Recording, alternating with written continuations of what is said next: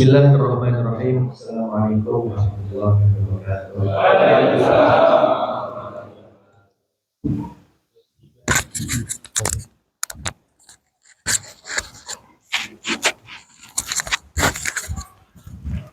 Nahmaduhu wa nusalli wa nusallimu ala rasulil karim wa ala alihi wa sahbihi ajma'in wa la hawla wa la quwwata illa billahil aliyyil azim.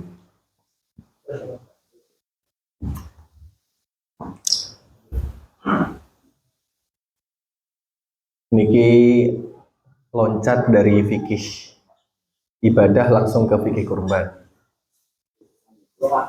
karena menyesuaikan fase. Sekarang lagi episode mendekati kurban, makanya langsung membahas tentang fikih kurban.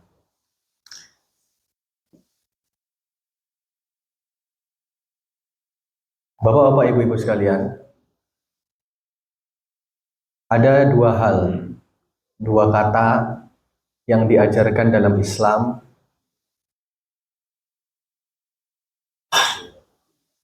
yang ada di hampir semua rangkaian ibadah. Apa itu? Dua kata, melepas kelekatan. Melepas kelekatan. Agama tidak pernah melarang kita untuk memiliki dunia. Dengan bentuk apapun, asalkan tidak sesuatu yang dilarang oleh Allah, maka tidak dilarang untuk dimiliki. Namun Allah Subhanahu wa Ta'ala senantiasa menekankan kepada kita untuk melepaskan kelekatan kita kepada dunia, sehingga dunia itu hanya kita miliki tapi tidak pernah melekat pada diri kita. Makanya perintah-perintah Allah, mulai dari ibadah, baik yang wajib atau sunnah, tidak lain dan tidak bukan, itu bervariasi. Di antara maksud terintinya adalah melepas kelekatan kita dengan dunia. Maka untuk orang-orang yang malas untuk bersedekah, sangat mencintai dunia, Allah ciptakan ibadah yang bernama sedekah. Yang sedekah ini ketika dikeluarkan dari orang-orang yang mencintai dunia akan mendapat nilai yang lebih daripada orang yang tidak mencintai dunia. Jadi harta yang jenengan keluarkan ketika jenengan masih mencintai harta tersebut, itu lebih tinggi nilainya di sisi Allah daripada harta yang jenengan keluarkan yang mana harta itu tidak jenengan cintai. Makanya orang banyak bisa memberikan baju bekas, barang bekas, banyak orang mau.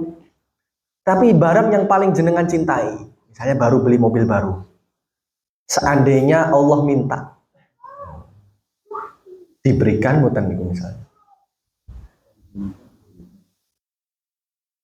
Seandainya jenengan punya hal yang paling jenengan cintai, seandainya Allah minta, rela nggak jenengan itu? Nah, kalau Allah langsung bilang, yo kene, mungkin ya. Tapi perintah Allah selama ini bagaimana? Apakah kita lebih mendahulukan cinta kita kepada dunia daripada ibadah-ibadah yang mungkin bisa kita laksanakan dengan mengorbankan hal yang kita cintai? Untuk orang-orang yang mencintai makan, Allah buat ibadah yang bernama puasa. Untuk apa? Untuk melepaskan keterikatan antara kita dengan makanan.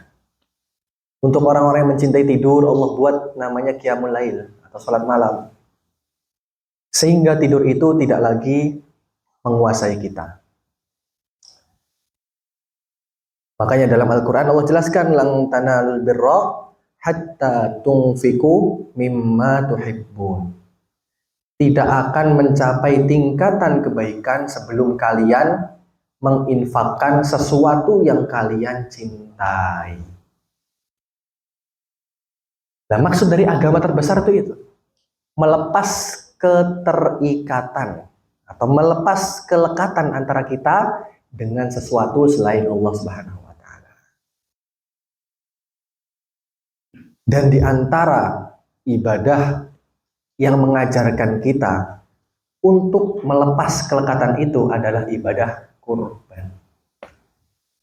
Bagaimana kita tengok dahulu kala? Kurban pertama kali disyariatkan karena kejadian yang terjadi pada keluarganya Nabiullah Ibrahim alaihi salatu wassalam. Singkatnya, Nabiullah Ibrahim itu seorang nabi, seorang rasul yang soleh, tidak pernah bermaksiat. Tapi beliau sudah berpuluh-puluh tahun meminta anak, tidak dikaruniai juga oleh Allah Subhanahu wa taala. Itu Pak, seorang nabi nyuwun tuh nggak mesti langsung dikabulkan. Dan jenengan lebih minta seminggu, 2 minggu, setahun wis. Di Gusti Allah enek ora to jane. Pripun? Perasaane luwih saleh karo Nabi Ibrahim ya. Nabiullah Ibrahim alaihi salatu wassalam, beliau meminta bertahun-tahun, berpuluh-puluh tahun supaya Allah berikan anak kepada beliau. Tapi nihil, hasilnya tidak kunjung tiba. Sampai bahkan ketika usia beliau sudah sampai usia tua, tidak juga dikaruniai anak dari pernikahan pertamanya beliau dengan Sarah. Kemudian akhirnya setelah bertahun-tahun itu Nabiullah Ibrahim alaihissalam menikah dengan Siti Hajar. Tidak lama kemudian Allah karuniai anak.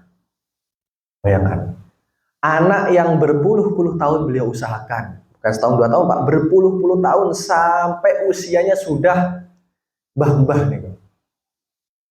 Diusahakan oleh Nabiullah Ibrahim alaihissalam, akhirnya Allah ijabahi. Hadirlah seorang anak bernama Ismail. Pripun senengnya beliau Pak. Berpuluh-puluh tahun dikasih anak, gak dapat-dapat.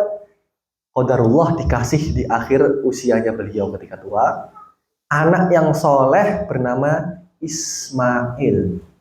Bagaimana senangnya beliau? Insya Allah itu Pak. Jenengan punya anak pertama mawon niku.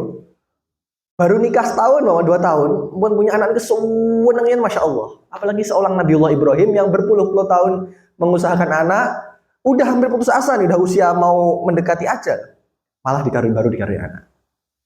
Itu senengnya itu seneng banget, berbunga-bunga. Mungkin kalau bisa dikatakan kebahagiaan Nabiullah Ibrahim terbesar ketika hidup ya ketika lahir anak itu. Tapi Allah punya sesuatu lain untuk menguji Nabiullah Ibrahim alaihissalam. Apa? Allah perintahkan Nabiullah Ibrahim untuk menyembelih anaknya sendiri. Bayangkan Pak, bukan untuk memondokkan anak loh niki, beleh anak dewi. Ribun teko boten niku. Bapak yang bertahun-tahun, berpuluh-puluh tahun mengusahakan anak, Allah karunia anak yang soleh, ganteng, malah disuruh Allah nyembelih. Kurang ikhlas apa Nabiullah Ibrahim? Doa tidak pernah istirahat, doa mati-matian berpuluh-puluh tahun. Setelah Allah beri, malah disuruh Allah beleh. Mintanya tuh bukan main-main Pak, bukan ya anakmu saya sembelih, anakmu saya ambil nyawanya ya, enggak. Anakmu saya taruh di negara lain, enggak. Anak kamu sembelih sendiri. Nah, ujian Allah kepada Nabiullah Ibrahim. Allah ingin melepas kelekatan antara beliau dengan hal yang paling beliau cintai, yaitu Ismail. Maka karena keluarga beliau ini keluarga yang soleh, beliau sampaikan kepada Ismail, wahai Ismail, inni ara fil manami anni adbahuka fanzur madza tara. Wahai Ismail, saya melihat di mimpi saya, Allah perintahkan saya untuk menyembelih engkau. Apa pendapat kamu?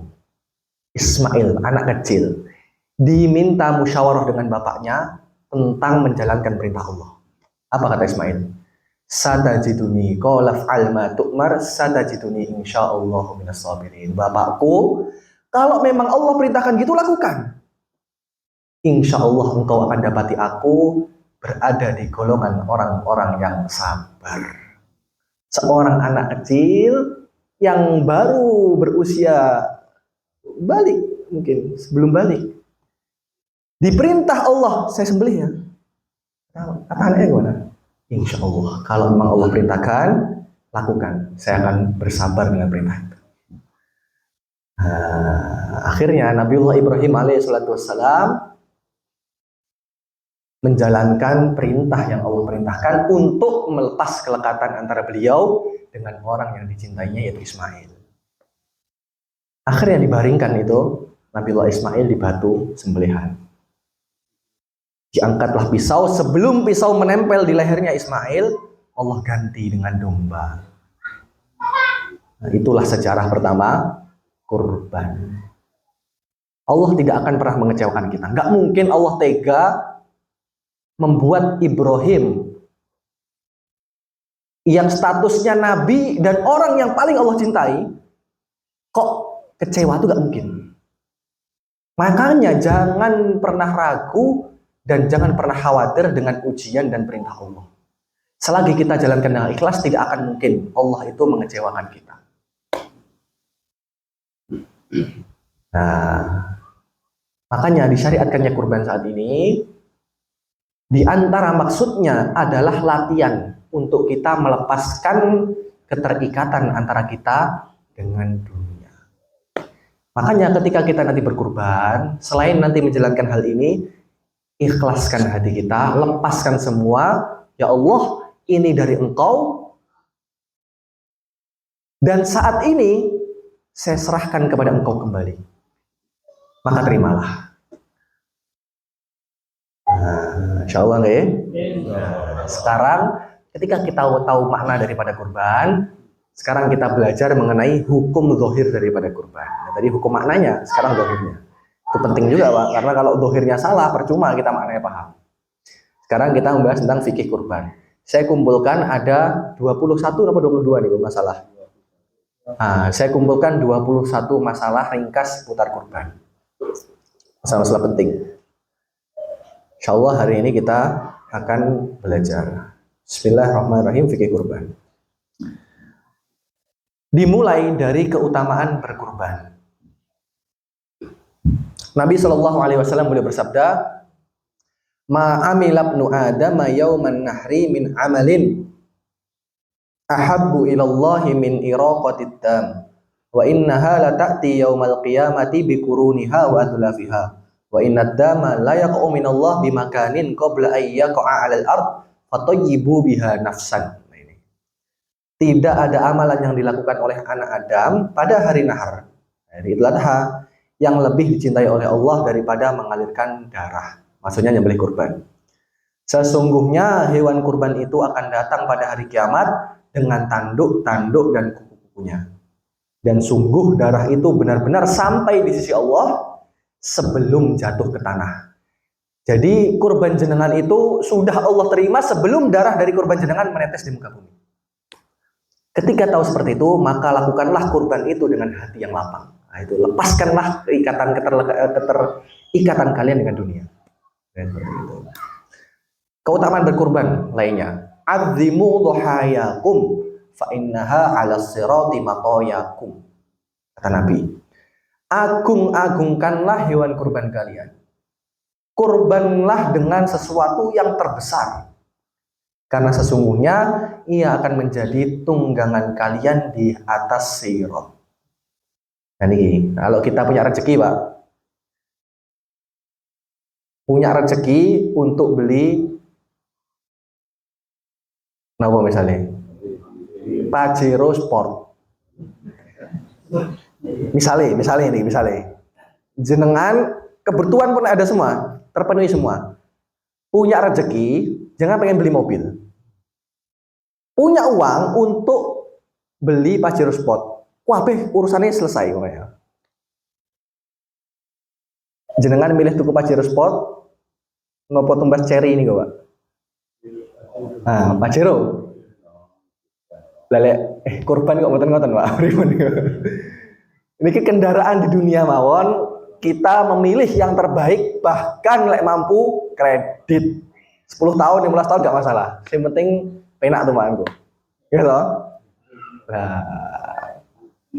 Nah, untuk kurban tunggangan sirot Pak. Jenengan lek tengawi, Pak. Lek numpak ceri, dalan gronjal, mentok-mentok mules wetenge. Gitu, mentok-mentok mules. Normal-normal sumuken. Lek sirot, Pak. Playset sidik ngerokok niku, Pak. Niku jembatan ngisore geni niku. Nah, masuk Arab gerunjal-gerunjal mereka mboten penak to. Makanya selagi mampu tumbas Pajero Sport go lewati sirot, tumbas Pajero Sport, Pak. Mboten nyesal jenengan insyaallah. Sekarang kurban itu disyariatkan. Apa dalilnya? Dasar disyariatkannya kurban adalah firman Allah. Maka dirikanlah sholat karena Tuhanmu dan berkurbanlah. Surat apa, Pak? Al-Kautsar. Inna a'tainakal kautsar fasholli li rabbika wanhar. Itu. Maka sholatlah, mana apa? Sholat idlah kamu, wanhar dan sembelih kurban. Itu mana ayatnya seperti itu. Maka sholat id idul adha dan sembelihlah kurban setelah itu. Berarti menunjukkan bahwasanya perintah kurban itu dijelaskan di Al-Quran, Al-Kautsar. Kemudian kurban juga ditetapkan dengan sunnah Nabi, hadis maksudnya, baik ucapan, perbuatan maupun persetujuannya beliau. Di antaranya Nabi Shallallahu Alaihi Wasallam berkurban dengan 2 kambing yang putih kehitaman dan bertanduk. Mananya Nabi dulu juga berkurban. Nabi sing wis jelas selamat ya Pak kurban. Pun boten selamat mulai Pak. Justru lek donya mboten Nabi gak selamat. Justru juru selamat tuh Kanjeng Nabi. Beliau sik kurban. Kok pripun iki umat e rada abot. Ya, kurban, makanya kurban itu lebih utama daripada sedekah sunnah biasa. Makanya paling afdolnya sedekah niku napa? Kurban. Jadi kurban itu adalah afdolnya, paling afdolnya sedekah. Hukum kurban. Sekarang hukum kurban itu apa? Ini ada perbedaan pendapat, Pak. Mazhab Syafi'i, kita kan mazhab Syafi'i mengatakan hukum kurban itu sunnah muakkadah. Kurang nih, sunnah muakkadah. Sunnah muakkadah itu apa? Maknanya sunnah yang sunnahnya itu sunnah banget. Sunnahnya pol-polan, hampir mendekati wajib. Itu sunnah muakkadah. Dan kurban itu ada 2 keadaan. Keadaan orang yang berkurban itu ada 2. Satu keadaan orang hidup bujang, sendirian, nggak ada keluarga. Maka kalau orang itu tidak ada keluarga, maka hukum kurban untuk dia sunnah ainiyah atau sunnah ain. Apa maknanya sunnah ain? Dia harus berkorban. Kalau nggak berkorban, hukumnya makruh. Paham ya? Jadi perintah sunnah itu ada untuk dia, nggak bisa digantikan orang lain. Itu maknanya sunnah ain. Tapi kalau orang yang punya keluarga, satu rumah, ya keluarga, maka hukum kurban adalah sunnah kifayah. Apa arti sunnah kifayah? Artinya ketika salah satu daripada anggota rumah sudah berkurban, maka perintah kurban sudah gugur di keluarga tersebut. Paham ya? Perintah kurban sudah gugur di keluarga tersebut. Misalnya, jenengan gadah anak 3, berarti 5, okay? Satu kakak ada 5. Jenengan, istri, anak 3. Salah satu dari 5 orang ini berkorban, maka perintah korban dari 5 orang ini sudah gugur. Misalnya sing korban bapake, maka istri dan 3 anaknya sudah tidak dapat perintah korban. Maknanya ketika mereka tidak berkorban, hukumnya tidak makruh. Tapi tetap Pak, pahalanya nggih sing korban tok. Penak men sing korban bapake, anaknya entuk kabeh, mboten. Jadi pahalanya khusus untuk yang korban. Hanya saja perintah kesunahan itu sudah gugur. Sekira kalau yang lain meninggalkan tidak makruh. Makanya korban itu selagi mampu kalau ditinggalkan hukumnya makruh. Oke, hukumnya makruh. Ini hukum aslinya kurban. Hukum asli kurban itu apa? Sunnah muakkadah. Tapi kurban itu bisa menjadi wajib. Nah, ini penting Pak. Kurban itu bisa jadi wajib. Kapan? ketika dinadarkan. Jadi kalau jenengan nadar kurban itu wajib. Dan kalau wajib, ribet. Jenengan nggak boleh makan daging kurban. Haram memakan daging kurban nadar. Paham ya? Kedua, kalau wajib, kalau ada aib, misalnya pincang tiba-tiba, atau ada sakit, atau kabur, wajib ganti rugi. Yang ketiga, kalau wajib, seandainya nggak disembelih sesuai waktunya, wajib qadha. Repot. Terus, kapan kurban itu jadi wajib? Ketika dinadarkan. Dan nadar itu ada dua. Ada nadar sharih, atau nadar bahasa Indonesia nadar yang jelas. Contohnya apa? Aku bernazar menyembelih kambing ini sebagai kurban. Nah, ketika kita bilang seperti itu, maka kambing yang kita nadarkan statusnya jadi kambing kurban wajib. Dan ketika kambing kurban wajib, kita nggak boleh ngambil sepeser pun untuk makan. Wajib disedekahkan seluruhnya untuk fuqara wal masakin. Kulitnya nggak boleh dimanfaatkan untuk hal lain. Wajib total sedekah untuk orang fakir. Oke, itu kalau kurban wajib. Yang kedua, nazar hukum, nazar hukmi. Ketika kita bilang kambing ini saya jadikan kurban, itu udah jadi wajib. Nah ini biasanya orang-orang makan. Ini kambing kurban saya. Dengan jenengan bilang seperti itu, kambing itu jadi kambing kurban nazar.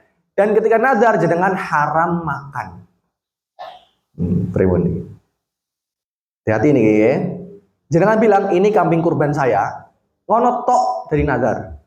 Nah masalah kurban, nazar kurban itu agak sempit masalahnya Pak. Hanya dengan kita bilang ini kambing kurban saya, ngono tok. Jadi kurban wajib, nggak boleh dimakan, wajib sedekah semua. Kalau ada apa-apa ganti rugi. Hati ini ya. Tapi kalau niatnya dalam hati tok, nah, misalnya niat mau jadi kurban, tapi niat nggak ngomong kita, ini tok. Pokoknya, nah, maka nggak jadi nadar. Jadi nadar itu harus diucapkan. Cukup dengan bilang, ini kambing kurban saya. Jadi nadar wajib. Perlu hati-hati. Nadar wajib saya Pak, dari segi dapat pahalanya. Yang awalnya jenengan dapat pahala sunnah, jadi dapat pahala wajib. Dan pahala wajib berlipat-lipat dari pahala sunnah. Dari sisi itu bagus, sisi lain repot. Jenengan makan sing awal ibadah dosa. Kurbannya kambingnya hilang atau ada aib ganti. Telat sithik kodok. Kulitnya semua nggak boleh dimanfaatkan selain untuk sedekah. Walaupun untuk beduk nggak boleh. Ini kulit kurban wajib. Nah di antara bentuk wajib napa? Kita bilang ini kurban saya. Hanya bilang seperti itu jadi nadar. Nah, ini perlu hati-hati nggih. Nah, saat ini pun ngertos loh, jadi perlu ditinjau. Jalan keluarnya gimana kalau bilang? Pakai kata-kata yang tidak menunjukkan kata sekarang. Nah, kan ini kambing kurban saya. Berarti kan kita tidak menunda, tidak menggunakan kata-kata yang menunjukkan masa depan. Maka itu jadi nadar. Kalau kita menggunakan lafadz yang menunjukkan masa depan nggak jadi nadar. Contohnya apa? Kambing ini saya ingin nanti untuk saya jadikan kurban. Maka nggak nadar. Jadi kita pakai kata-kata nanti. Nanti saya jadikan kurban ini. Karena nadar syaratnya tuh harus menggunakan lafadz yang sekarang. Nggak boleh ada kata-kata nanti. Engkau nggak boleh. Nah ini kambing kurban saya nadar. Tapi kalau saya pengen jadikan ini kurban nantilah. Maka jadi bukan jadi nadar. Paham? Nih, hati-hati nih kok. Oke, sekarang yang mendapat perintah kurban. Sekarang siapa yang disunahkan kurban? Karena ketika tidak kurban hukumnya makruh. Ketika memenuhi 5 syarat. Yang pertama muslim, yang kedua balik, yang ketiga berakal, yang keempat mampu, yang kelima rasyid. Mampu niku napa maksudnya mampu? Lek muslim balik berakal seperti sedaya niku. Mampu maksudnya mampu napa? Maksudnya mampu,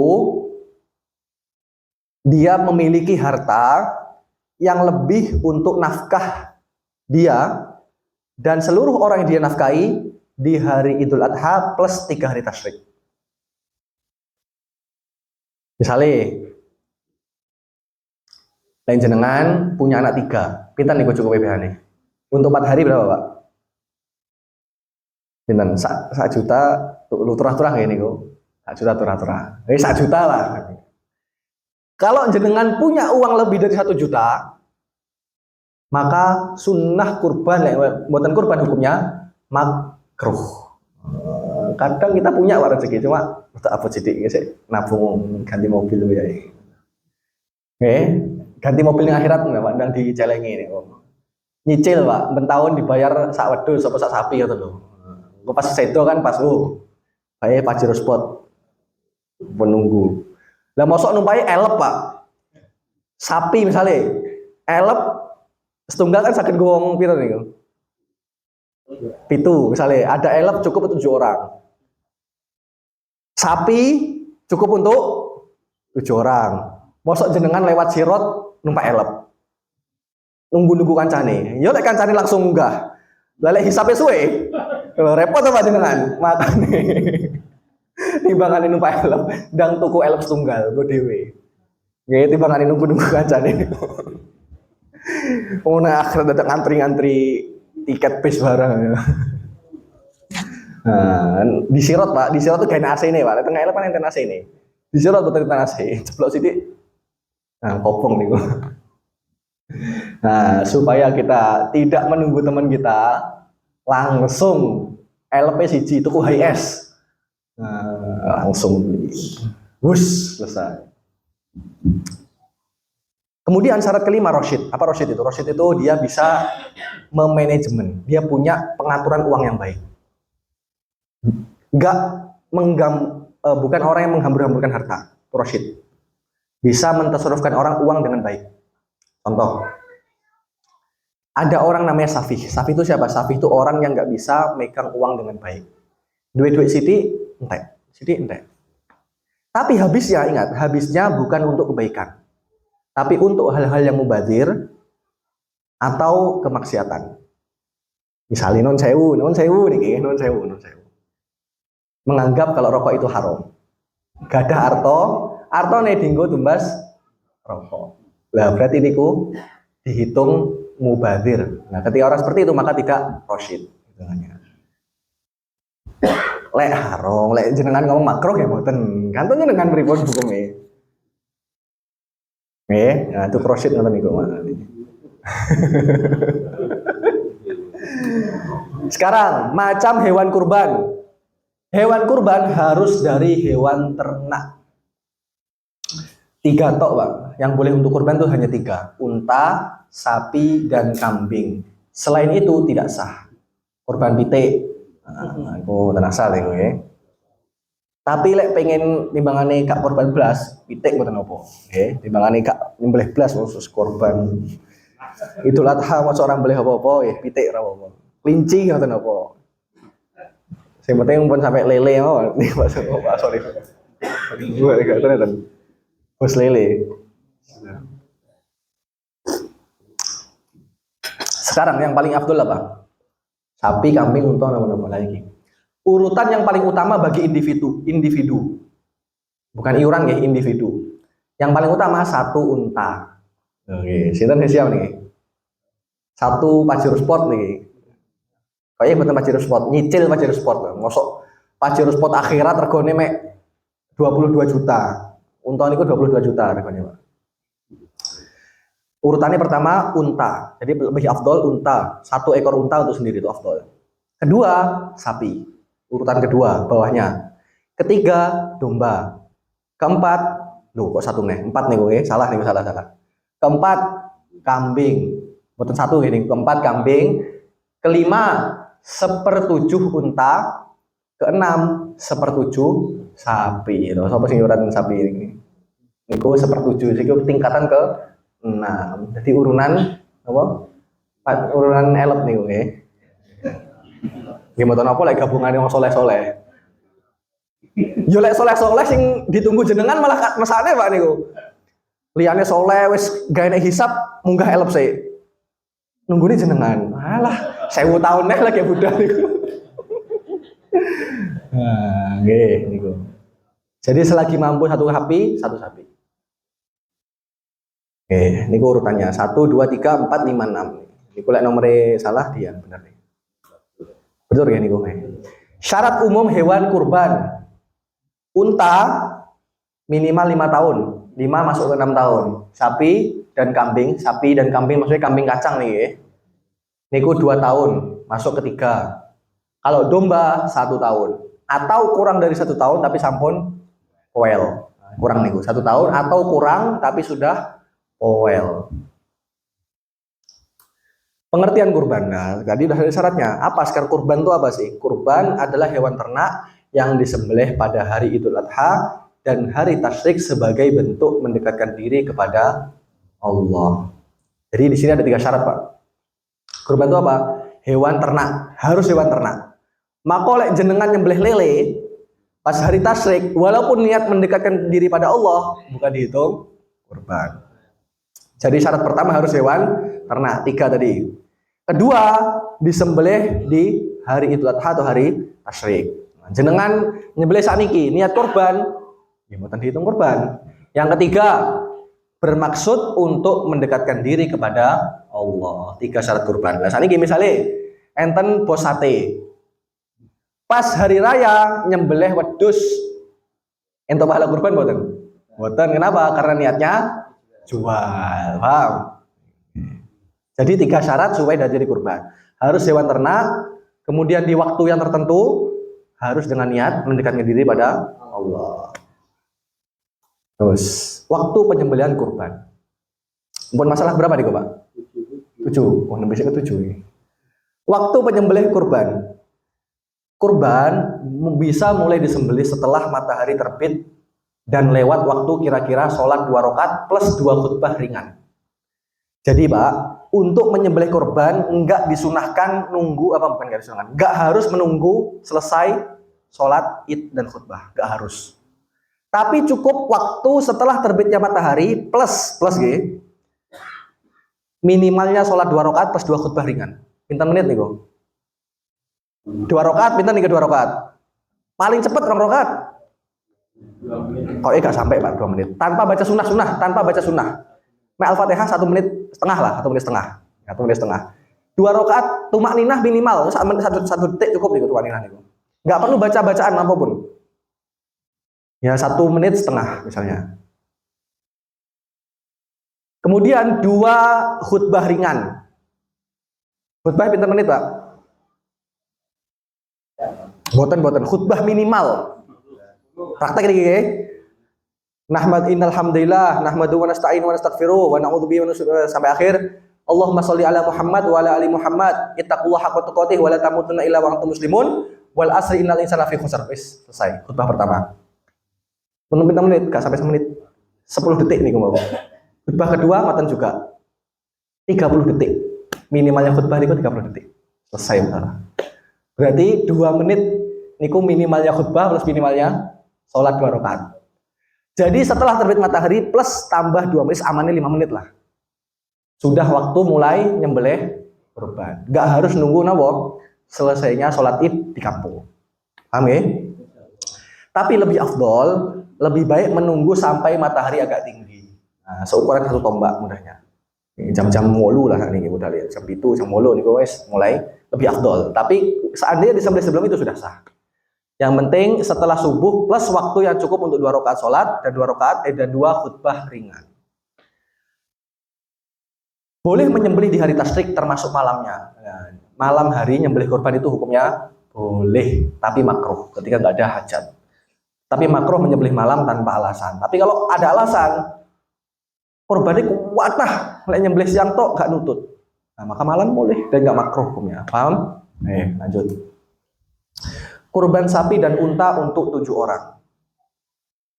Kalau kambing hanya cukup untuk 1 orang. Kambing atau domba hanya untuk 1 orang. Tapi kalau sapi atau unta, itu bisa untuk 7 orang. 1 unta atau sapi bisa untuk 7 orang meskipun niat mereka beda-beda. Misalnya ada 7 orang, siji niat akikoh, siji niat kurban, 1 niat apa niku? Bayar dam haji. Kemudian yang 1 niat hadiah, hadyu. Ketika haji kan ada sunnah hadyu namanya. Yang satu niat dodolan, yang satu niat nazar, yang satu niat macam. Sah. Sah dan dianggap sesuai dengan niatnya masing-masing. Itu sah semua. Tidak sah untuk kurban. Nah, sekarang hewan apa saja yang tidak sah untuk kurban? Gambari. Nah. Tidak. Tidak sah untuk kurban. Yang pertama, hewan yang jelas buta sebelah. Jadi ketika hewan yang saya picek satu matanya buta, maka tidak sah dijadikan kurban. Kenapa? Karena umumnya hewan itu ketika kurban matanya itu setengahnya picek, umumnya makannya nggak sesemangat yang normal. Karena dia untuk balapan makan kalah karo nih. Maka tidak sah untuk kurban. Kaidahnya gini Pak, kaidahnya semua aib atau semua cacat yang berpotensi mengurangi daging maka nggak sah untuk dijadikan kurban. Itu kaidahnya. Coba kalau tulis betul ini. Nah ini, setiap cacat yang mengurangi daging atau bagian yang bisa dimakan maka tidak sah dijadikan kurban. Ini semua cacat yang mengurangi, bukan cuma mengurangi, berpotensi mengurangi. Bahkan ketika buta tapi lemu tetap nggak sah. Kenapa? Karena buta berpotensi mengurangi daging atau bagian yang bisa dimakan. Ini kok kaidah umumnya. Nah, maka nggak sah ketika buta sebelah, apalagi loro-lorone buta, Pak. Kemudian apalagi yang jelas buta total, yang pincangnya jelas, maksudnya pincangnya parah, nggak sah jadikan kurban. Kenapa?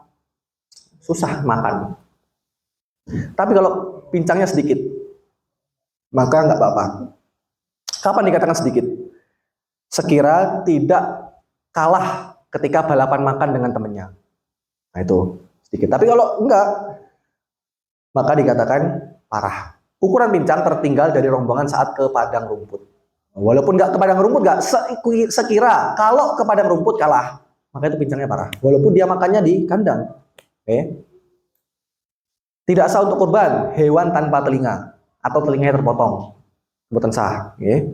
Potong mboten sah. Tapi kalau nggak terpotong Pak, tapi lubang. Biasanya kan kalau sapi atau kambing dibolongi niku. Dikasih apa? Tindik, apa? Irtek. Niku. Wis pokoke di irtek niku napa? Untuk menamai. Niku sah mboten niku kurban.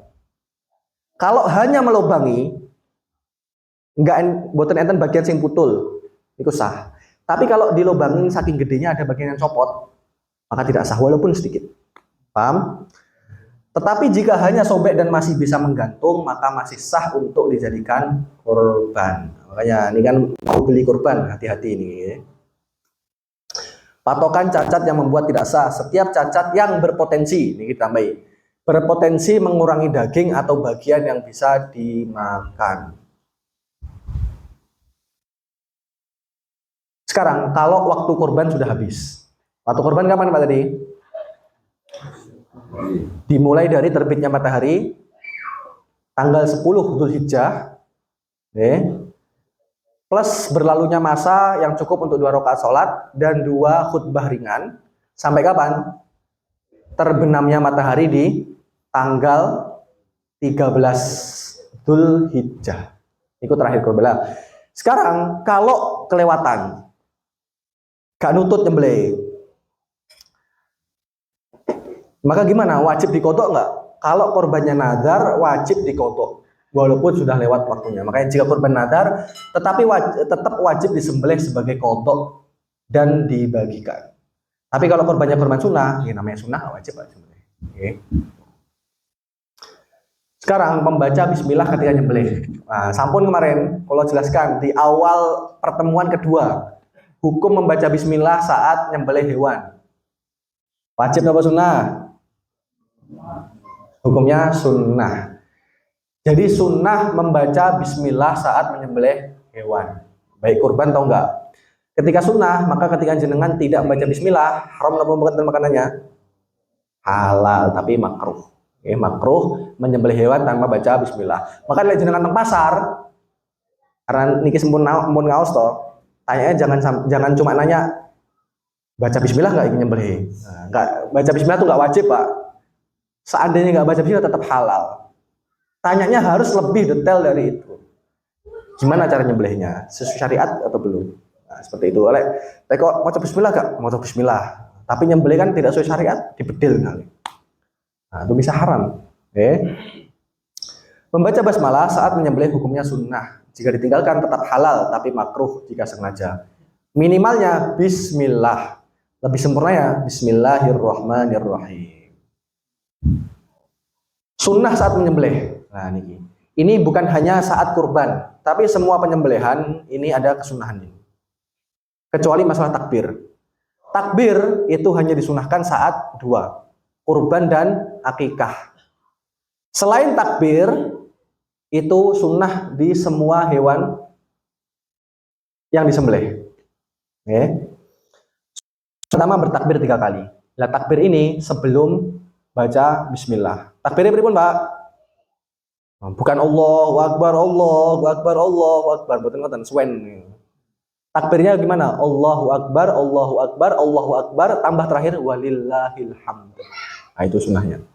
Allahu Akbar, Allahu Akbar, Allahu Akbar. La ilaha. Hewannya segini. Sane Pak, hewannya tuh semakin cepat disembelih semakin bagus. Makanya takbirnya tuh bukan seperti tapi Allahu Akbar, Allahu Akbar, Allahu Akbar, walillahil hamd, bismillahirrahmanirrahim, bismillahirrahmanirrahim. Paham? Kemudian yang kedua membaca bismillah. Nah, tadi. Yang ketiga sholawat kepada Nabi. Ya, bismillahirrahmanirrahim, Allahumma sholli ala Muhammad, bismillahirrahmanirrahim. Seperti itu. Yang ketiga, ya Allah, doa. Allahumma hadza minka wa ilaika fataqabbal minni. Bahasa Arabnya. Bahasa Indonesia nih, ya Allah ini darimu, hewan ini dari engkau, maka saya serahkan untuk engkau lagi, maka terimalah dariku. Bahasa Arabnya beribu, Allahumma hadhihi minka. Ayo bareng-bareng. Bismillahirrahmanirrahim. Allahumma hadhihi minka wa ilaika fataqabbal minni. Nah, pun apal? Ayo bareng-bareng le. Bismillahirrahmanirrahim. Allahumma hadhihi minka wa ilaika fataqabbal minni. Nah, apa saya udah. Monggo ditungani. Apa dungane? Oh, pun bingung niku dungane. Allahumma hadzi minka wa ilaika fataqabbal minni. Nah, ini maksudnya apa? Melepas keterikatan kita. Yang kelima menghadap kiblat. Nah, sunnah nih menghadap kiblat. Jadi hewannya dihadapkan kiblat, jenengan sing nyembelih juga menghadap kiblat. Sunnah ini betul wajib nih. Sekarang kurban ada 2 jenis. Tadi di awal dijelaskan di awal, ada kurban wajib, ada kurban sunnah. Ketika kurban itu wajib, apa yang harus dilakukan? Maka harus disedekahkan seluruhnya, haram dimakan oleh yang berkurban. Ketika kurban wajib, maka haram dimakan oleh yang berkurban, harus 100% sedekah. Niku kalau wajib. Kalau kurban sunnah, maka dianjurkan makan sepertiga atau kurang. Sisanya pendapat 1 sedekah 2/3, pendapat kedua sepertiga sedekah, sepertiga hadiah. Yang mutamat yang kedua ini, Pak. Pendapat kedua. Jadi apa? Kurban dibagi 3. Sepertiganya kita olah sendiri, sepertiganya kita sedekahkan orang fakir miskin, sepertiganya hadiah untuk orang-orang kaya. Itu sunnah, paling sunnah. Tapi lebih afdol dari itu, yang lebih utama, makan sedikit saja. 1-2 suapan, sisa disedekahkan agar lebih besar pahalanya. Paham nih? Itu afdolnya seperti itu. Nah sekarang, ketika kita dapat daging kurban, boleh nggak dijual, Pak? Kita dapat ya, bukan kita berkorban. Kalau kita korban nggak boleh dijual. Kulo korban wedhus, haram kambing yang kulo korbankan, kulo jual ke orang lain. Terutama nih masalah kulit. Kulitnya digunakan untuk upah jagal. Haram nih, nggak boleh. Kenapa? Kalau hewan itu kurban, pun buatan nggone jenengan, nggone Gusti Allah niku. Jenengan Gusti Allah jenengan kayak nonggo upai wong terangsal niku, Jadi tidak boleh untuk upah atau hal semisalnya. Dijual jadikan upah nggak boleh. Tapi kemudian saya serahkan kepada jenengan, saya bagikan pada jenengan. Hukumnya apa? Menjual daging yang sudah dibagikan. Jadi jenengan terima kurban kemudian jenengan jual. Hukumnya apa? Kalau jenengan fakir boleh. Karena orang fakir, daging kurban yang diserahkan kepada orang fakir itu statusnya hak milik mereka. Dan ketika hak milik mereka, maka serah mau diapakan, dijual boleh, dimakan boleh, dikasih orang boleh. Tapi ketika jenengan orang mampu, maka daging korban yang diserahkan ke jenengan itu akadnya diafah, suguhan. Dan ketika suguhan haram dijual belikan, hanya boleh jenengan makan. Oke. Nah niku wong sugih sedaya kaya mriki. Kayak niki mboten mesti duwe mobil 5, mboten Pak, mampu lebih, kebutuhannya udah lebih. Bukan mesti punya Surafi Ahmad mboten. Lah niki mumpung eling kalau masalah diafah. Diafah niku Pak, suguhan. Maka kalau kita mendapat diafah, akad-akad diafah kita tidak boleh mentasarufkan atau mengambil lebih daripada apa yang ada sesuai dengan akad. Misalnya termasuk akad diafah apa? Ketika jenengan walimahan, kondangan, bancaan, boten nikahan atau undangan, jangan disuguhi niku. Makanan yang disuguhi di depan jenengan itu akadnya diafah. Dan ketika diafah, jenengan hanya boleh makan di tempat. Gak oleh dibungkus. Kecuali izin pemiliknya. Kenapa? Karena itu akadnya diafah. Diafah itu hanya boleh makan di tempat. Ini mboten angsal jenengan moro-moro ikan oke. Hati-hati niku Pak nggih. Niku akadnya diafah. Mboten angsal tiba-tiba kecuali dapat izin dari pemilik. Ya wis dikon, serah. Terutama nggak boleh juga Bapak. Jenengan makan biasanya. Enten tulang ayam niku, ayam jenengan putus sedikit kasih ke kucing. Niku termasuk haram. Kenapa? Karena pemiliknya ketika diafah hanya boleh atau hanya ikhlas ketika jenengan makan. Bukan dikasih ke kucing. Oke. Nah, niki perlu hati-hati nih masalah diafah ya. Cok. Meneh udut iki. Langsung jiko sak selop. Oke lah niki pentingnya ngaos ya Pak. Lek masalah salat niku nggih rada gampil. Jenengan salat mboten sah, tobat, kodok tobat selesai Pak. Tapi kalau urusan muamalah dengan manusia nggak cukup tobat. Harus minta ikhlas kepada pemilik hak. Walaupun jenengan dados wali nomor 1, kalau nggak dapat ikhlas dari pemilik hak, nggak akan diampuni dosanya. Repot masalah hak manusia itu repot. Kalau masalah hak Allah, Allah cuma hak pengampun, sedangkan manusia. Wajib sedekah sebagian dari kurban sunnah. Nah tadi dijelaskan bahwa saya kurban sunnah paling afdal itu apa? Makan 1-2 suap, sisanya disedekahkan. Tapi seandainya jenengan makan seluruhnya, yang penting ada satu bagian yang disedekahkan sudah cukup. Makanya wajib sedekah sebagian dari kurban sunnah, walaupun sedikit. Yang penting dikatakan sedekah, walaupun yang penting pantas. Ora sidik terus kayak isa irisan tok lah, mboten pantas nih. Yang penting pantas kilo lah. Pantas ini. Syarat bagian untuk fakir. Nah niki ya, ini perlu diperhatikan Pak. Daging apa yang boleh kita bagi? Maksudnya daging apa? Kan wajib disedekahkan sedikit ini. Atau kalau nazar berarti semuanya harus disedekahkan. Daging bagaimana yang sah dijadikan sedekah untuk korban niku? Yang pertama harus daging. Ini harus daging. Pun sampai balung. Nah, apa nih bani?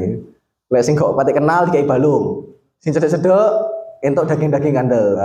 Terasal nih kowe dibagi roto. Nggih, enggak harus daging. Enggak boleh selain daging. Orang fakir sing cedek-cedek dikai daging. Sing gak cedek jeroan. Nah, terasal nih kowe harus daging. Yang kedua, mentah, tidak dimasak. Makanya jenengan kadangin jenengan kurban, kemudian jenengan masak sendiri, ngundang orang fakir, tidak sah. Tidak dianggap sebagai sedekah kurban. Kenapa? Karena sedekah kurban harus diberikan dengan keadaan mentah. Yang ketiga, segar. Bukan kering itu dendeng nih maksudnya. Atau beku, harus seger, kinyis-kinyis. Oke. Lalu dibekukan itu tidak sah. Kemudian yang keempat, diberikan kepada fakir miskin muslim. Nah, ini kemarin pertanyaan Pak Yanto. Hukum ngasih kurban kepada orang kafir. Gimana? Tidak boleh. Kenapa? Karena hanya boleh berikan kepada orang muslim. Fakir miskin itu ya. Tapi sepertiga lain boleh diberikan apa tadi? Orang kaya. Kalau nggak masalah. Yang penting muslim.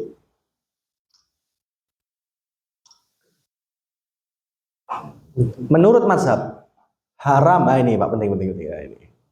Haram memindahkan kurban dari tempat penyembelihan. Niki, jenengan nyembelih teng Ketanggi, dikirim teng Margo. Niku pun keluar batas atau area toh, niku haram hukumnya. Oke, haram memindah kurban dari tempat penyembelihan. Tempat penyembelihan oke. Boten jenengan ngirim arto teng misalnya jenengan tiang Cangaan ngirim uang ke Ketanggi untuk kurban. Itu bukan memindahkan kurban. Memindahkan kurban itu sudah disembelih. Kemudian hewan sembelihannya itu dagingnya dibagikan di kampung lain. Itu haram hukumnya, tidak boleh. Paham ya? Jadi kurban itu dagingnya ditasarufkan di kampung sendiri. Bukan di kampung lain. Paham? Jadi ini. Apa biasanya? Yang tidak boleh dipindah kurban nazar. Jadi kalau kurban nazar nggak boleh dipindah sekecil apapun. Kenapa? Tadi karena kurban nazar wajib sedekah 100%. Kalau kurban sunnah maka tidak boleh dipindah bagian wajib. Apa bagian wajib dari kurban sunnah? Tadi apa? Boten. Bagian sing penting pantas digunakan sedekah. Oke. Maka nilai kurban sunnah enak. Jenengan mau pindah ke kampung lain tetap boleh. Yang penting bagian sedikit itu yang sudah cukup dikatakan sedekah, tidak terlalu sedikit, itu dibagikan di kampung jenengan nyembelih hewan. Paham? Oke. Jadi kalau kami hewannya sunnah, boleh dipindah dengan syarat bagian yang jenengan sedekahkan untuk orang fakir itu tetap ada di kampung tersebut. Oke. Yang boleh mewakilkan penyembelihan di daerah lain. Nah niki biasanya kan ngoten, jenengan wakilkan kurban teng pondok. Nah niku bukan masalah pindahkan kurban, karena memang dari awal jenengan mau kurban di sana, nggak masalah. Yang kedua, mengirimkan uang untuk beli kurban di tempat lain. Nah ini nggak apa-apa semua. Yang nggak boleh itu sudah disembelih kemudian dipindah di tempat penyembelihan. Dipindah lain itu tidak boleh. Tapi ini tafsirnya tadi perinciannya. Kalau kurban nazar nggak boleh mutlak. Kalau korban sunnah tidak boleh, yaitu bagian yang wajib disedekahkan, yaitu bagian minimal, yang penting pantas dikatakan sedekah. Ya, gampangnya saat ini sekilo lah, jenengan korban satu kambing, sekilo nih jenengan tinggal. Ketika sunnah loh, bukan ketika wajib. Tapi ketika jenengan udah bilang ini korban saya, wes selesai masalahnya. Tapi selagi belum bilang seperti itu, jenengan tinggal 1 kilo di kampung penyembelihan, sisanya jenengan ambil tetap boleh. Tidak boleh berkorban untuk orang hidup tanpa izin. Tidak boleh berkorban untuk orang yang masih hidup tanpa izin dia. Misalnya, moro-moro kula korban atas nama Pak Yanto. Tanpa sepengetahuan Pak Yanto, maka tidak sah korbannya. Paham ya? Harus dengan izin yang dikorbani. Kalau mayit, tidak sah korban atas nama mayit kecuali wasiat. Ini wasiat. Ini penting Pak niki. Sekalian niki. Kula peseni. Jadi Pak, ibadah secara umum kecuali sedekah dan doa dan beberapa ibadah lain itu tidak sah dilakukan orang hidup untuk mayit kecuali mayit itu wasiat. Wasiatnya gimana? Misalnya saya wasiatkan kepada jenengan semua untuk beribadah atau untuk berbuat baik atas nama saya setelah meninggalnya saya.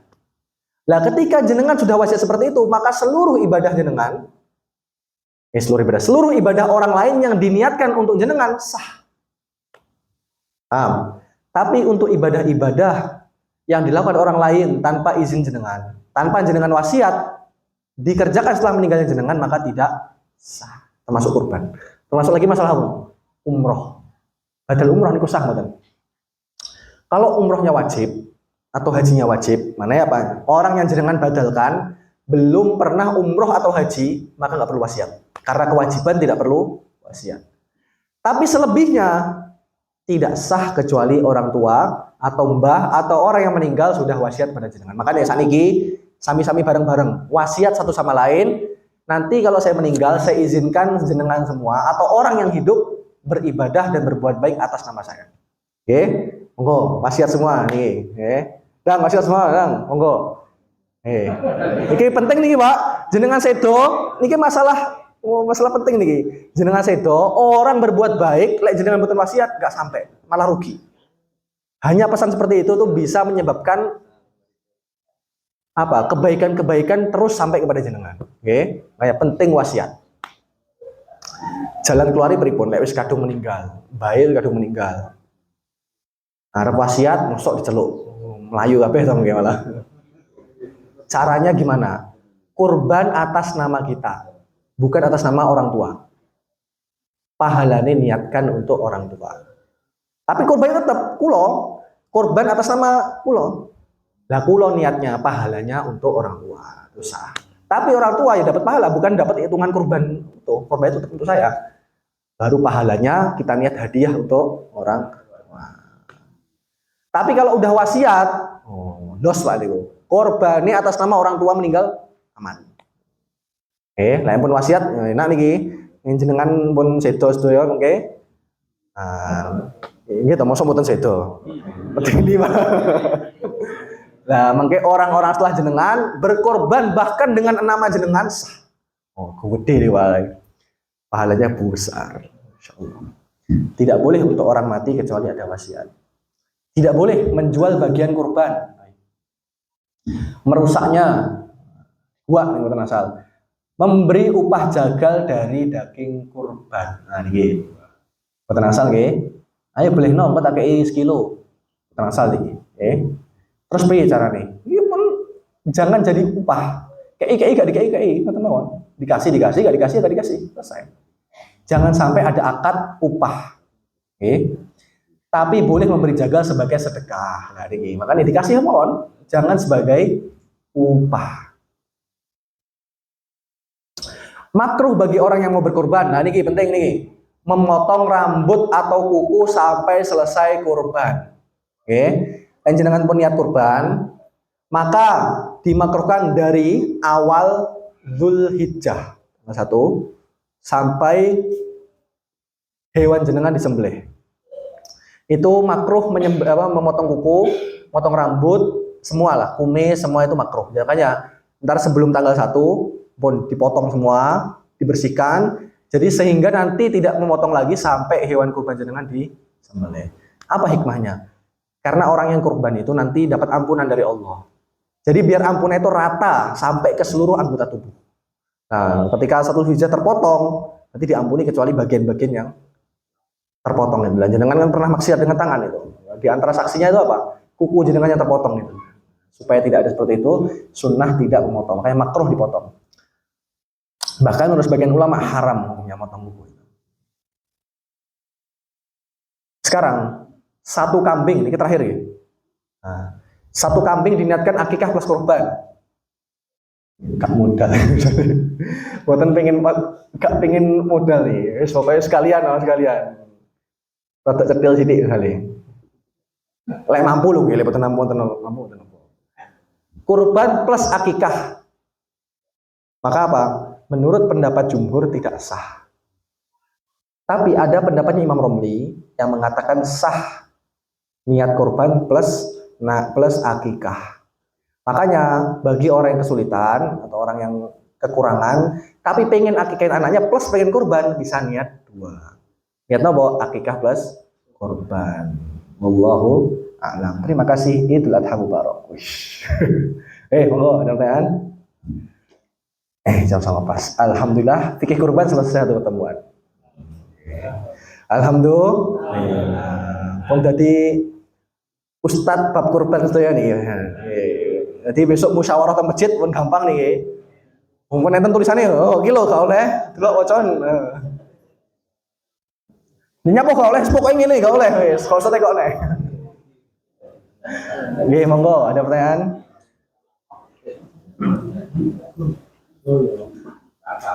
Nggih.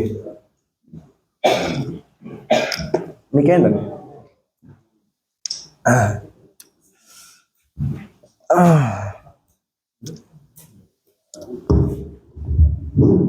Assalamualaikum warahmatullahi wabarakatuh. Waalaikumsalam warahmatullahi wabarakatuh. Ini ada dua permasalahan yang perlu saya sampaikan.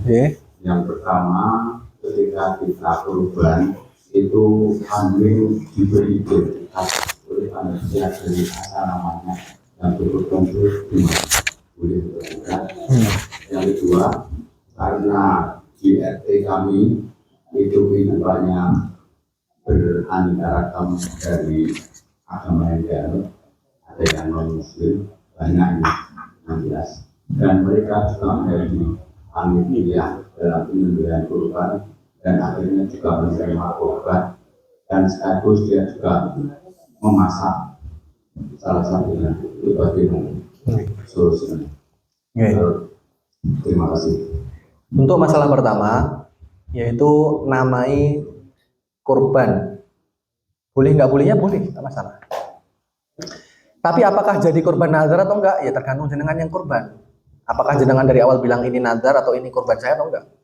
Kalau enggak ya enggak jadi nazar. Kalau enggak ya enggak nazar. Kalau bilang seperti itu jadi nazar. Jadi penulisannya panitia terhadap kambing jenengan itu tidak berefek apapun. Tetap boleh. Itu yang pertama. Yang kedua, ketika ada orang non muslim di kampung kita terus ikut panitia dan lain-lain, gimana solusinya? Solusinya tadi dijelaskan nggih. Kurban itu ada dua, ada kurban nazar, ada kurban sunnah.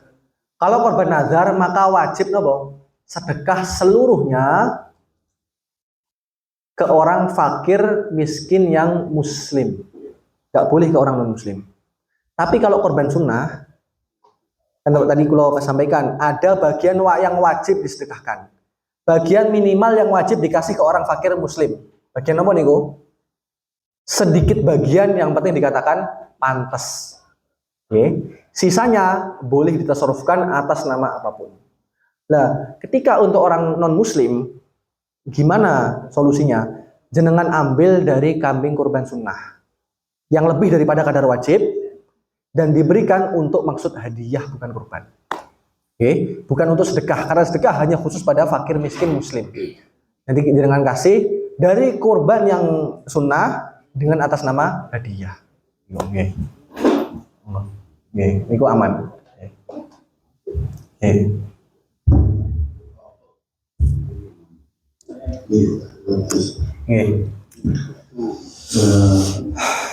Semisal kita ini kan untuk korban nitip ke satu mungkin di masjid atau di pondok seperti itu. Ketika untuk pembagian daging yang untuk hak yang berkorban tadi dengan korban sunnah yang dapat haknya yang sepertiga itu. Pribon? Setiap untuk ini hak untuk pemiliknya. Oke. Ya. Tetapi kalau misalkan kambing kan mungkin bisa langsung kambing itu. Tapi kalau mungkin sapi kalau mungkin sudah kecampur semua itu, kalau kecampur gimana? Maksudnya harus teliti banget gitu atau gimana? Terima kasih. Jadi hak yang untuk pemilik kurban itu sepertiga tuh maksudnya maksimal kesunahan. Maksimal kesunahan tuh nggak lebih dari sepertiga. Jadi kalau mau ngambil untuk jenengan sendiri maksimal pinten? Sepertiga, jangan sampai lebih. Bahkan paling afdolnya nopo mau sampaikan 1-2 suap untuk pemilik kurban, sisanya sedekah full. Itu paling afdol. Nah sekarang gimana caranya? Gih pun jenengan ambil nopo mau cukup.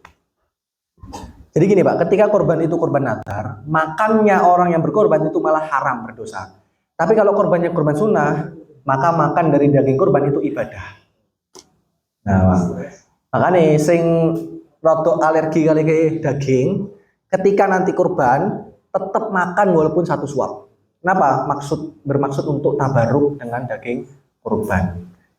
Masuk sak cuwil ngefek Pak. Insyaallah boten insyaallah. Niatkan ibadah, nanti insya Allah aman nih. Lah ketika seperti itu, gimana caranya ngambil? Nggih ketika kambing langsung diambil. Tapi ketika tercampur nggih ambil apa kadar sing jenengan mau, ngoten mawon cukup. Mboten perlu di anu napa. Nggih, monggo. Nggih. Seandainya yang korban itu dimintai pembelian itu gimana? Seandainya yang korban dimintai biaya penyembelihan, boleh atau enggak? Kalau orangnya yang korban mau, betul nopo. Tapi akadnya akad lain, Pak Mengke.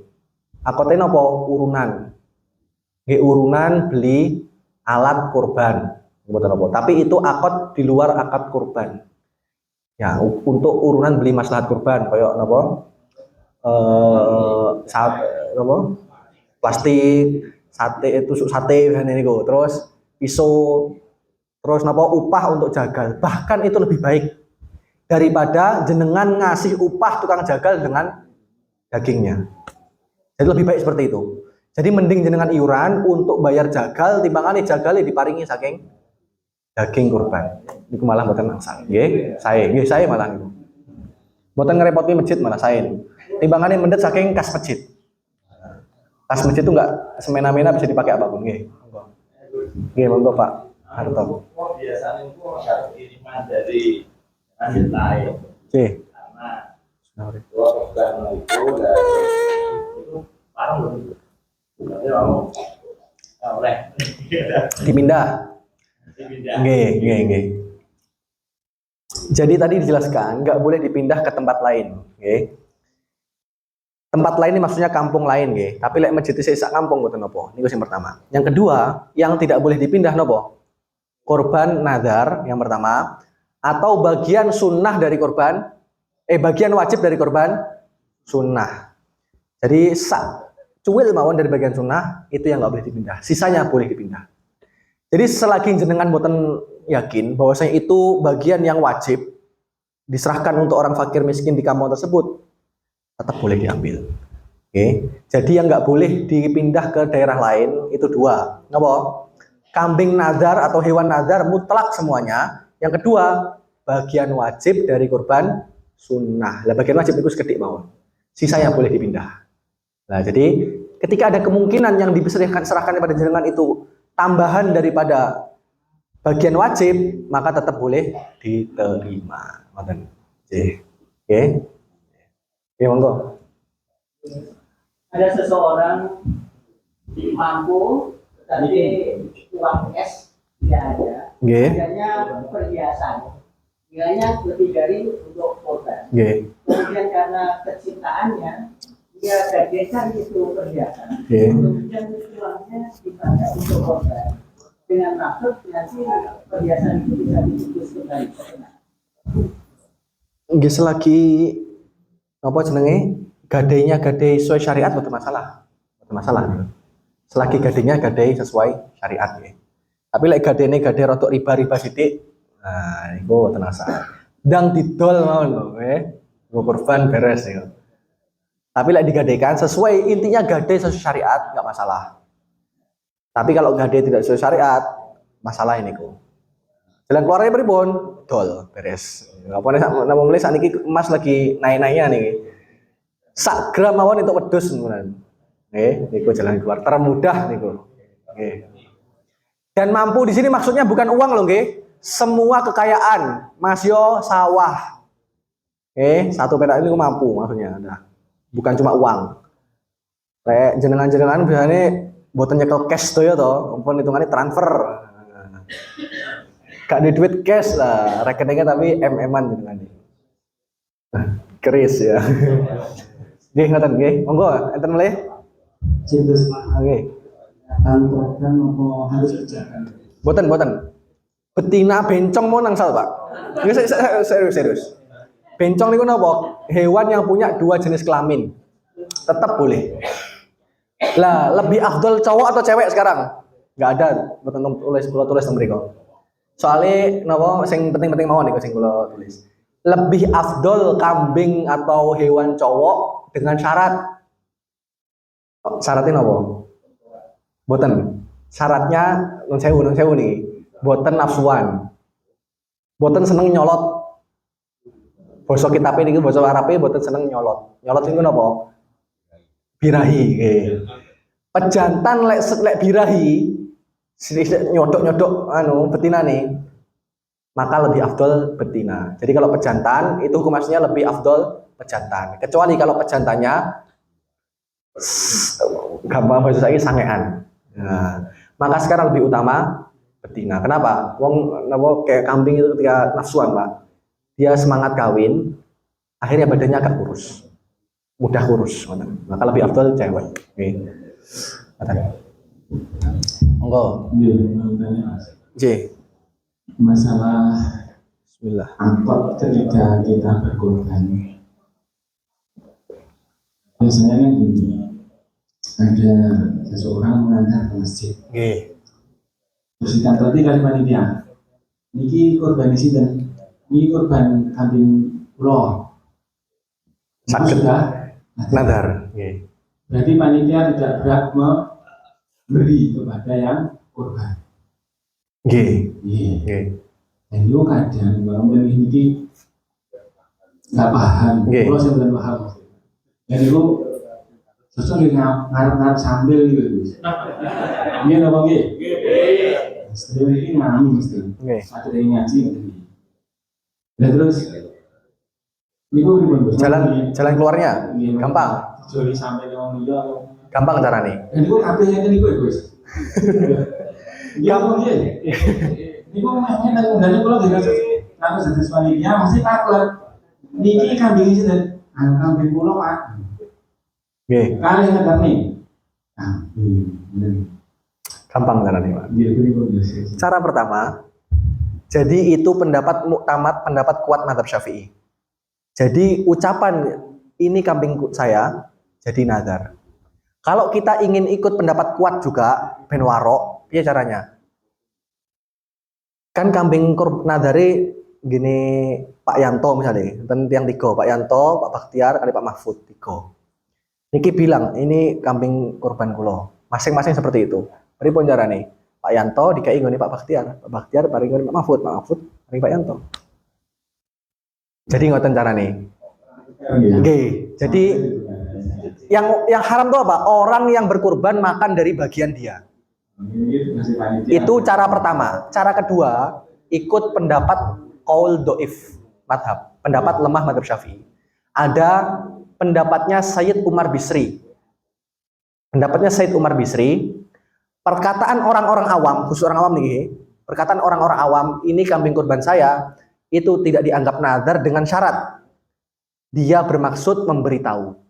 Bisa kita ikuti itu. Itu lebih simpel. Mungkin maksudnya seperti itu. Oke. Lah niku jalan keluar. Tapi karena jenengan pun ngaos, hati-hati. Oke. Waroknya jangan bilang seperti itu. Tapi untuk orang awam ikut pendapatnya Sayyid Umar Bisri. Tuh. Terus misalnya ini pun kan. Los niku san, aman berarti.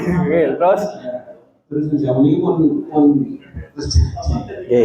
Hari ini kita sedang membeli kambing dan sudah bernadar. Terus apakah ada pembatalan nazar? Mboten angsal. Nazar tidak bisa dibatalkan. Nggih, cara satu-satunya niku ikut pendapatnya Sayyid Umar Bisri. Ketika jenengan bilang seperti itu maksudnya ngasih tahu, ngekei info, maka tidak dihitung nazar.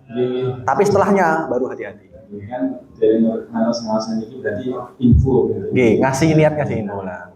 Umumnya seperti itu kan, mboten nazar nih. Nggih. Sayyid Umar Bisri, nggih. Ini kan kebiasaan kadang-kadang di instansi atau di sekolah kita kan bisa hubungan itu, dan itu hukum. Misalnya kan anak tarik. Oh, satu kambing untuk urunan. Ya, kita sapi kambing itu kan Untuk urunan itu Nggih. Ilmu tambahan niki. Wow, pun enten solusi untuk yang bilang seperti itu. Ah, pun seneng sedaya to niku. Kaulnya Said Umar Bisri, aman. Sekarang kalau urunan 7 orang, urunan 1 kambing. Putus sapi 1 kambing. Jadi motor Mio ditumpai wong 7. Gampangane.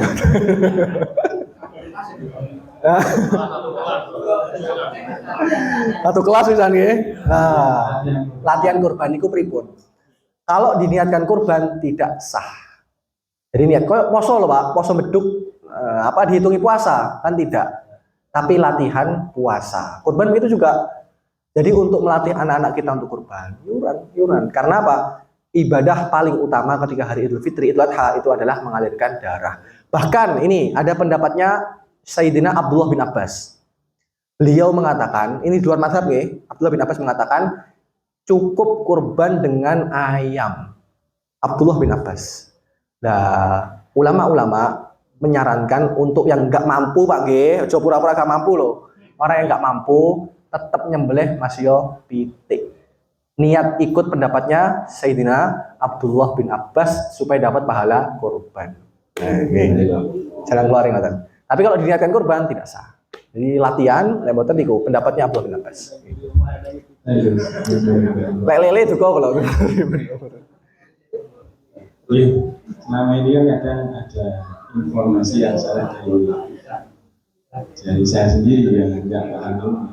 Kadang ada informasi bahwa satu ekor dulu kita urunan kambing lah, kalau urunan sapi 7 orang ya. Saya niatkan untuk satu keluarga ya kan, mungkin tidak boleh. Gini Pak, yang mboten angsal itu 1 ekor atas nama 1 keluarga. Niko. Tapi kalau 1 ekor, kalau masalah nih 1 ekor, niat pahalanya untuk 1 keluarga sah, pahalanya. Tapi korbannya tetap atas nama kita. Diniatkan 1 orang, tapi pahalanya Untuk 1 keluarga itu boleh nggih. Lah, jalan keluar lain untuk yang iuran pripun carane? Supaya sah dan dapat pahala semua, nggak melok kol yo. Madzhab Syafi'i caranya, misalnya niki wong sak kelas 25 orang, iuran 1 kambing, mengke diundi. Nama siapa yang keluar atas nama dia. Dia niat pahalanya buat sak kelas. Nah, itu sah kolnya Romli itu. Sah. Tapi Ibnu Hajar enggak sah singkat saya. Tapi buatan korban itu pahala korban, tapi lumayan lah, lumayan. Paling enggak untuk knalpot Pajero.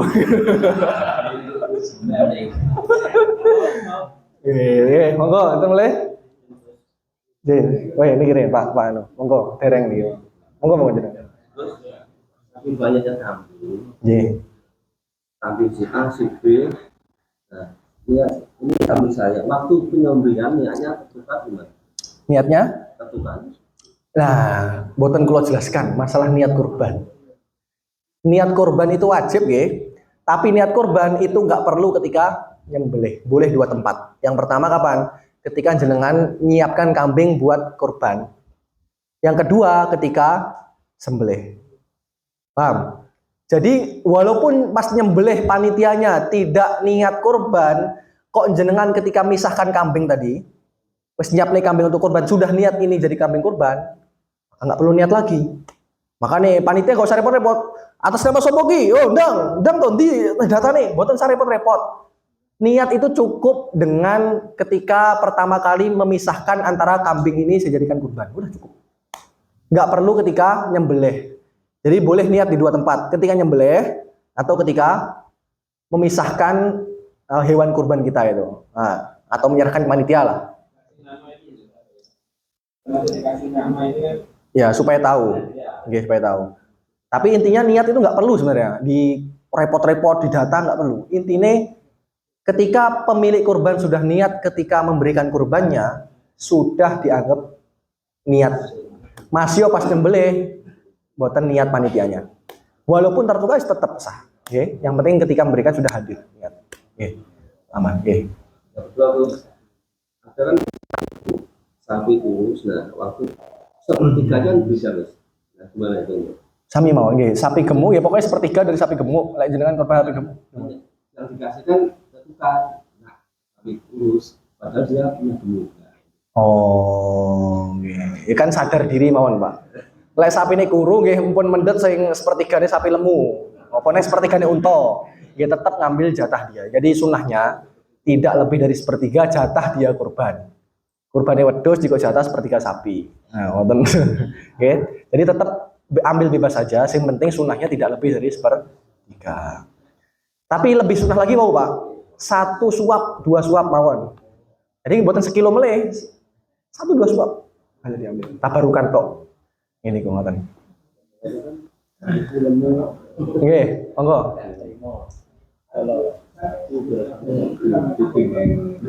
Nggih, pripun?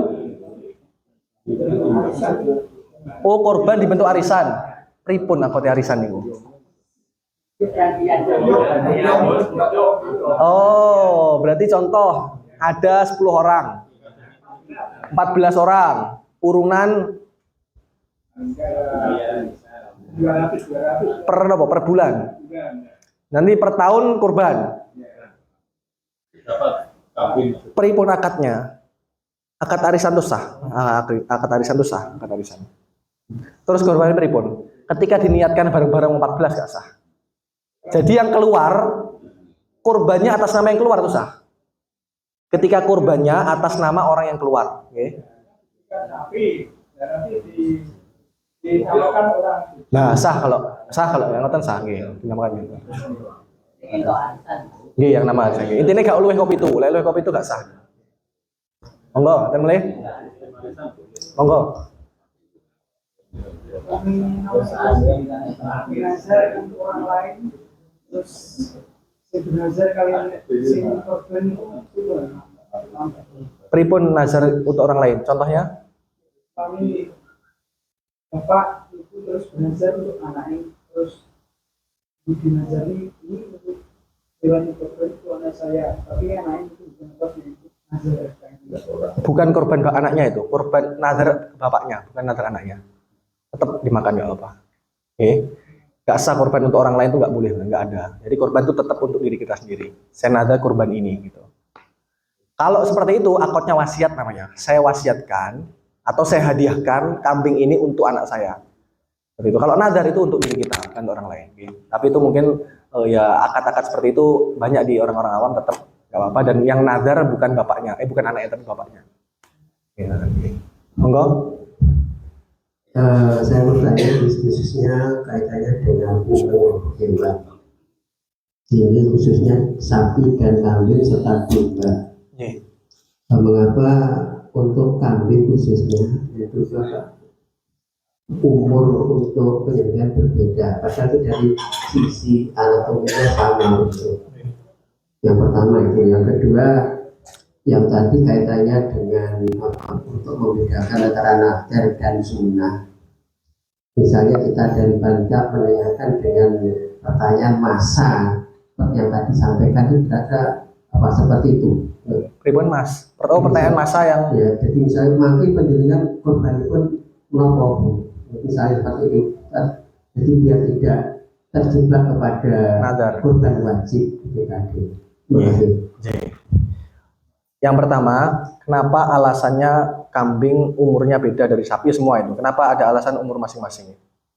Jadi syariat menentukan hewan kurban itu harus hewan yang dewasa. Itu yang pertama. Dan dewasanya hewan itu ditentukan oleh syariat berbeda-beda. Untuk sapi dewasanya 2 masuk 3. Untuk unta 5 masuk 6. Untuk kambing kacang itu 2 masuk 3. Khusus masalah domba nggak disyaratkan dewasa dalam syariat. Makanya boleh di bawah 2 tahun. Memang secara anatomi sama, tapi syariat tidak mengharuskan dewasa untuk domba. Kenapa? Domba itu umumnya lebih banyak dagingnya daripada kacang. Umumnya, walaupun saat itu enggak. Ketika umumnya domba itu lebih banyak dagingnya, makanya syariat tidak mengharuskan domba itu harus dewasa. Karena domba yang masih anak-anak itu terkadang sampai kepada ukurannya kacang yang sudah dewasa. Makanya syariat memperbolehkan seperti itu.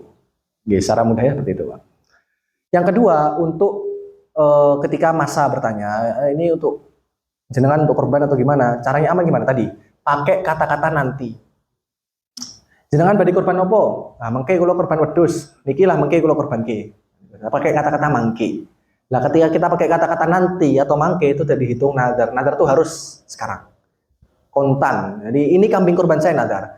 Tapi kalau saya pengen korban nanti dengan kambing ini, insya Allah, apalagi dengan kata-kata insya Allah, enggak jadi nazar. Niku cara amannya. Okay. Nggih. Pripun?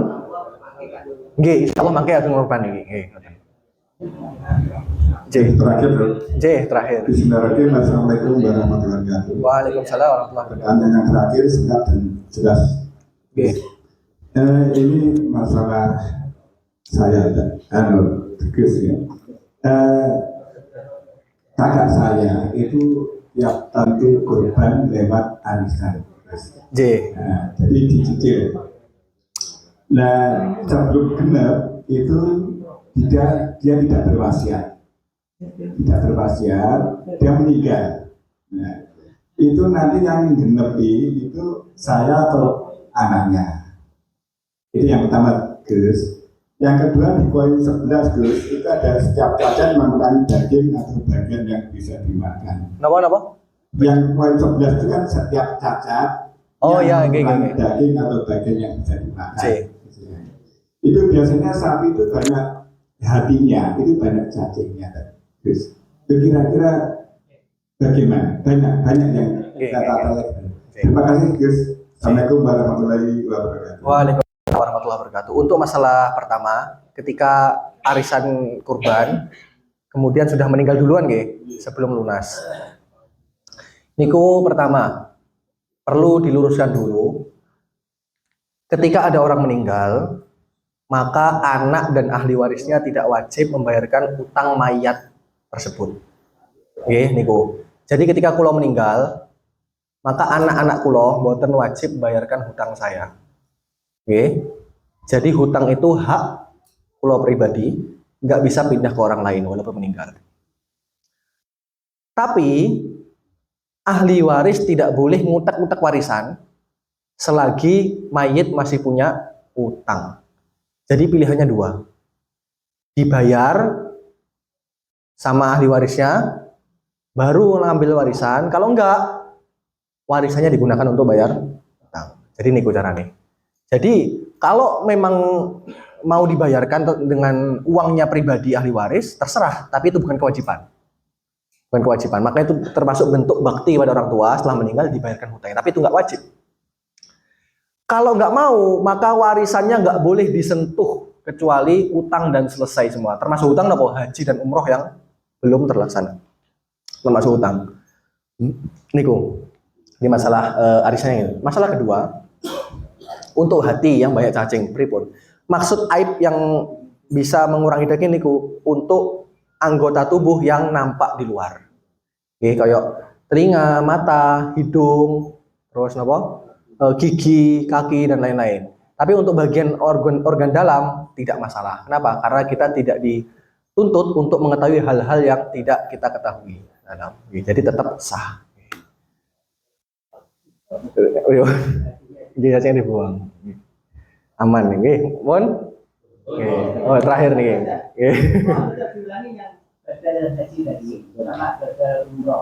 Itu seandainya orang tua itu sudah meninggal semua, padahal